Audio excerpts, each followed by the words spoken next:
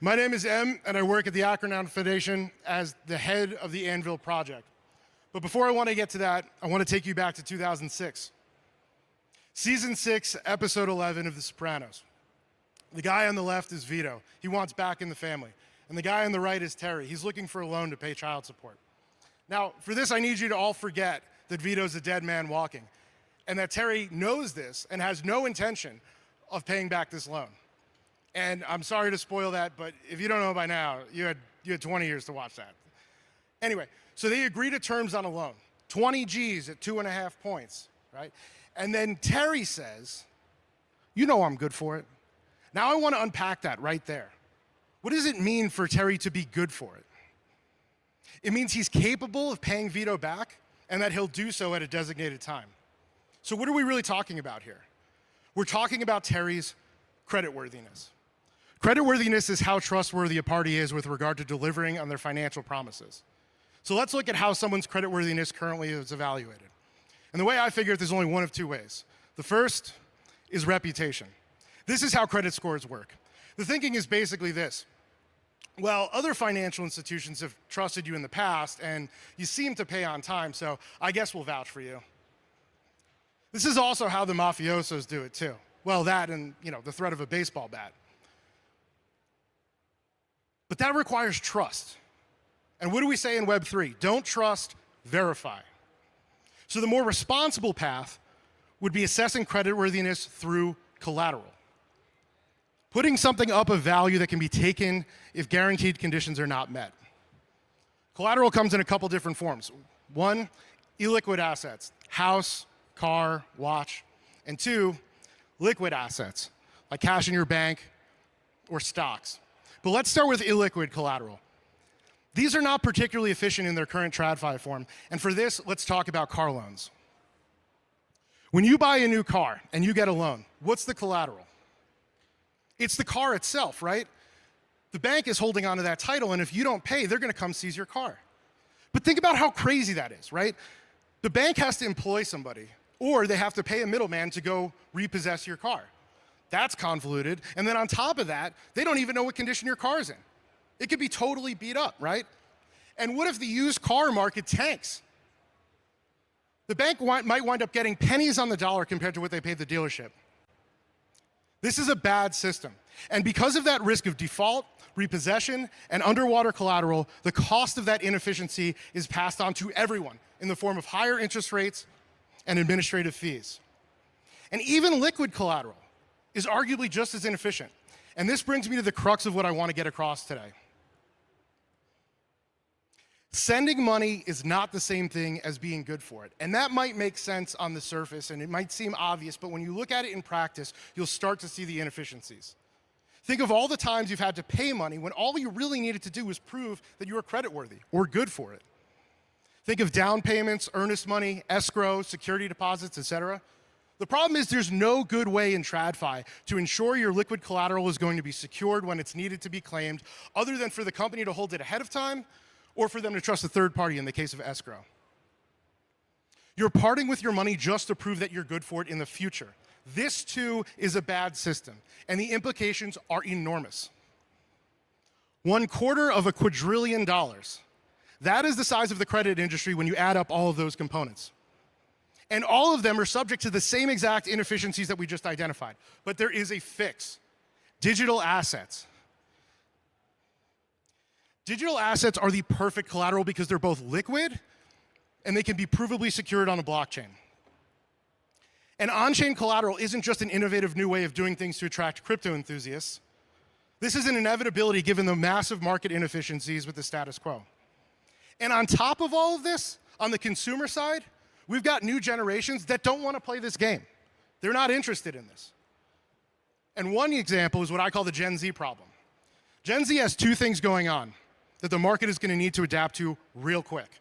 And the first is they're not building credit at the same rate as the generations before them.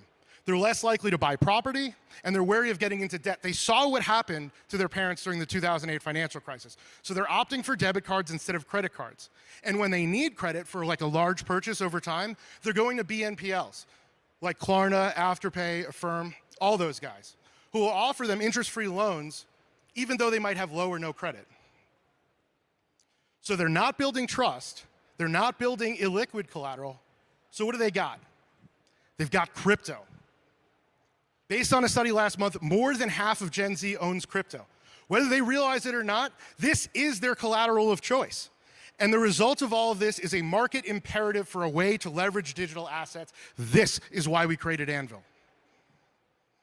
Anvil is a DeFi protocol for on-chain collateral management that allows users to issue fully secured credit.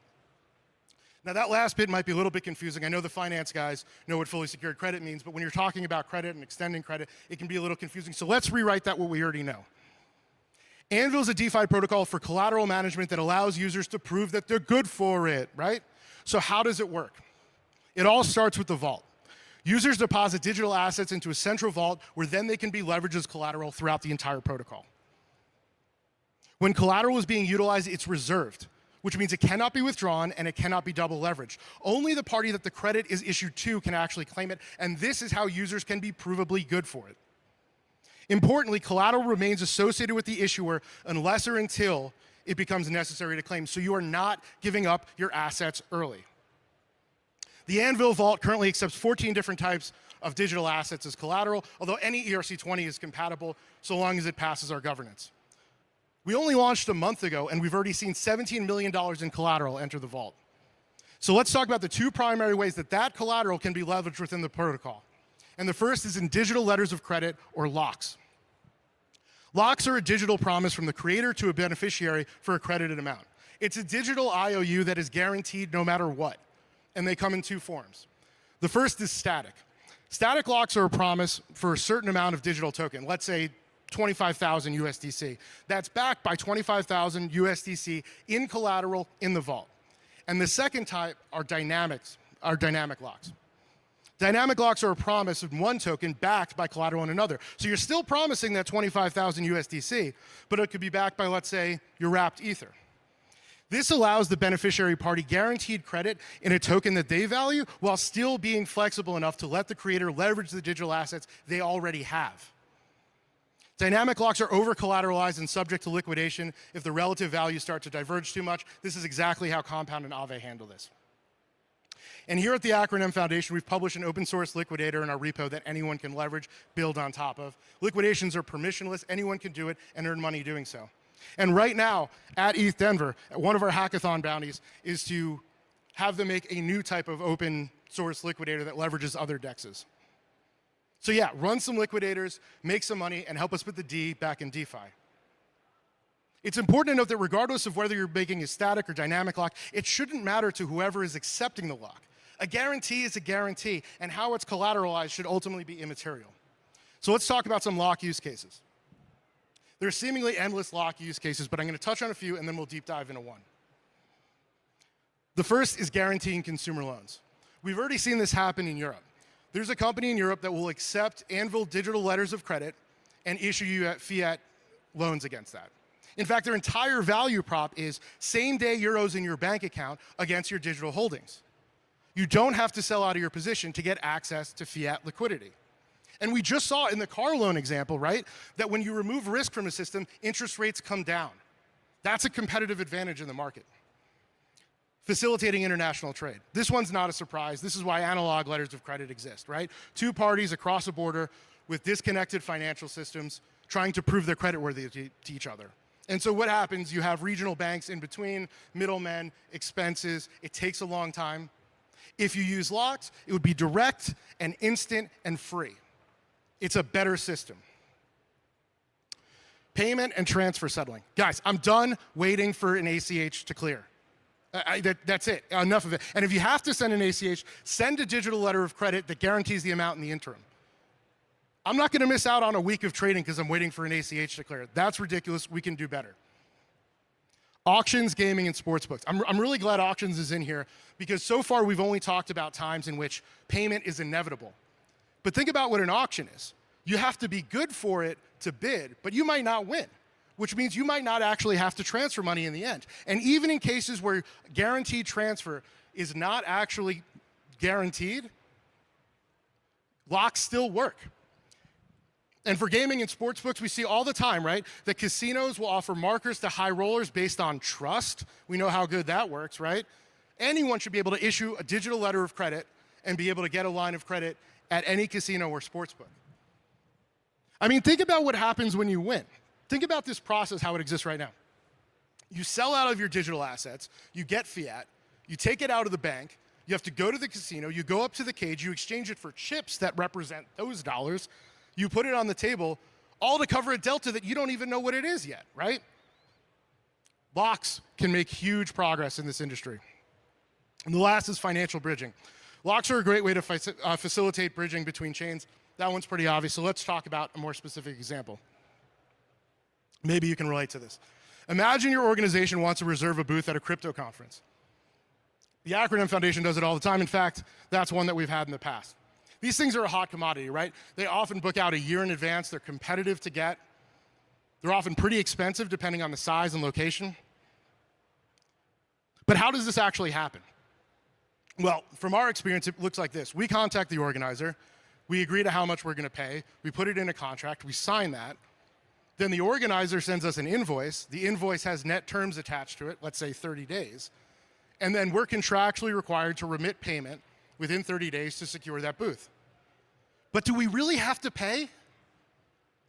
Or can we just be good for it? Imagine that the booth costs $100,000. What if instead you issued a lock valid for a full year till the conference to the organizer for 100,000 USDT?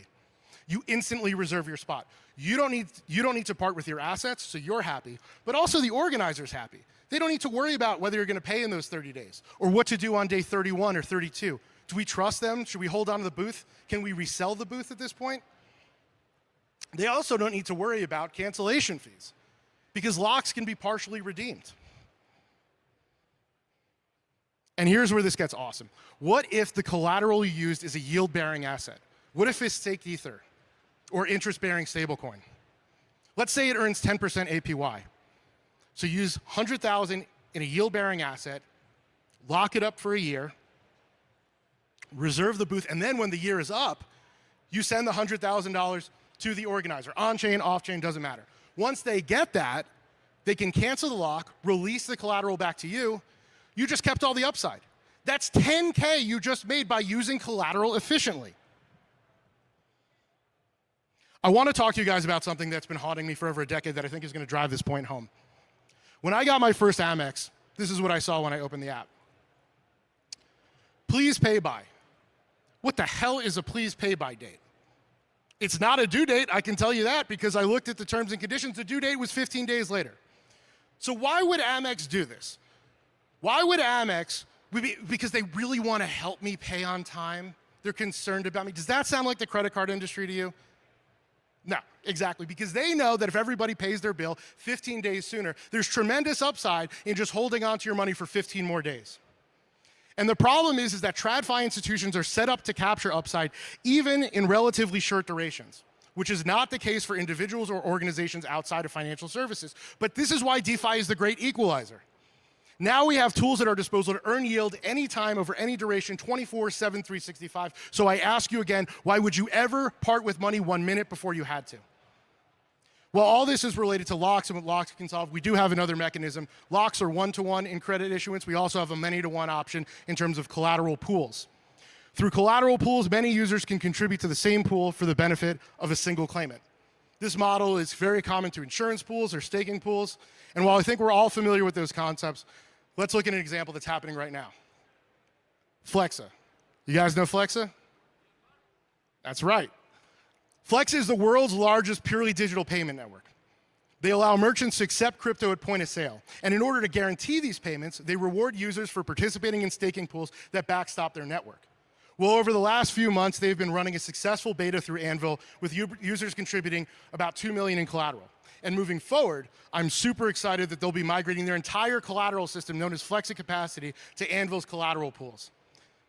This likely represents $160 to $180 million in additional collateral that we expect to enter the protocol in the coming months. So let's look at the protocol from top down. It's a vault, it's locks, it's letter of credits, but that's not the end. There's seemingly endless ways to leverage collateral and mechanisms to do so, and that's another bounty we're doing at ETH Denver right now. We're trying to find the next mechanism Anvil uses to solve real-world businesses and solve for market inefficiencies. And our engineering team has a full roadmap of tooling and expansion to ensure that we will continue to pioneer this space.